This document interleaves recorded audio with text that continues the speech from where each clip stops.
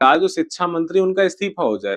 क्या एक मंत्री के इस्तीफा देने से क्या सब परिवर्तन हो जाएगा? तो कतई नहीं होगा। लेकिन एक परिवर्तन की शुरुआत ज़रूर हो जाएगी कि जो जिस मंत्रालय से अगर सही से मंत्रालय नहीं सँभाल पा रहे हैं, ऐसे व्यक्तियों को स्वतः ही संज्ञान लेना चाहिए, स्वतः ही इस्तीफा देना चाहिए। लेकिन धर्मेंद्र प्रधान जी और ये जो सरकार है, ये हठ धर्मिता अपना रहे कि नहीं, नहीं, हम अगर इस्तीफा दे देंगे या हमारी सरकार से किसी का इस्तीफा हो जाएगा, तो बड़ी बदनामी हो जाएगी, हाय दैया दैया! इस चक्कर में हठ धर्मिता है कि हम कांग्रेस जैसे इस्तीफा नहीं देंगे। इसीलिए ये समझौता सरकार जो है, इस्तीफा नहीं देने वाली है।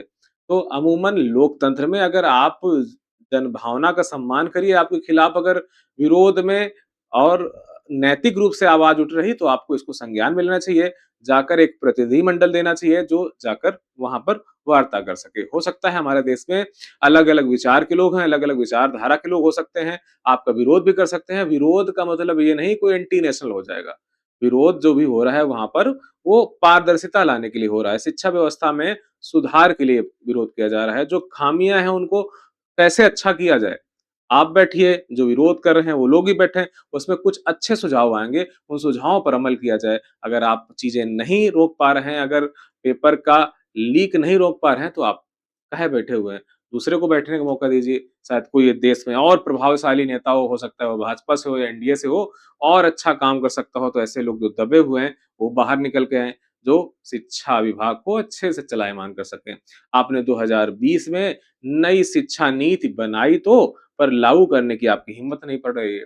तो क्या खामियाँ हैं भैया 2026 में आ गए हैं हम, 6 सालों के इंतज़ार पर आपकी सरकार में हिम्मत नहीं हो रही है कि जो आपने बनाया उसको लागू कर सकें।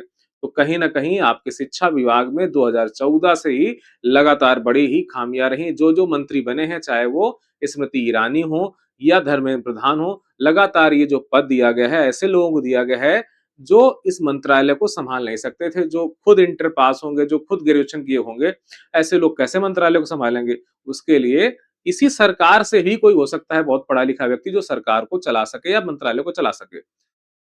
अगर सरकार से लगता है कि हमारे पास ऐसे योग्य व्यक्ति नहीं है, तो इस्तीफा दीजिए और फिर से नए चुनाव पर जाती है जनता और कोई नई सरकार, नए विकल्प चुने चुने जाएँगे, नई सरकारें आएँगी, नए व्यक्तित्व आएँगे, नए पढ़े-लिखे लोग आएँ जो समाज को और देश को नई दिशा ले सकें। अगला है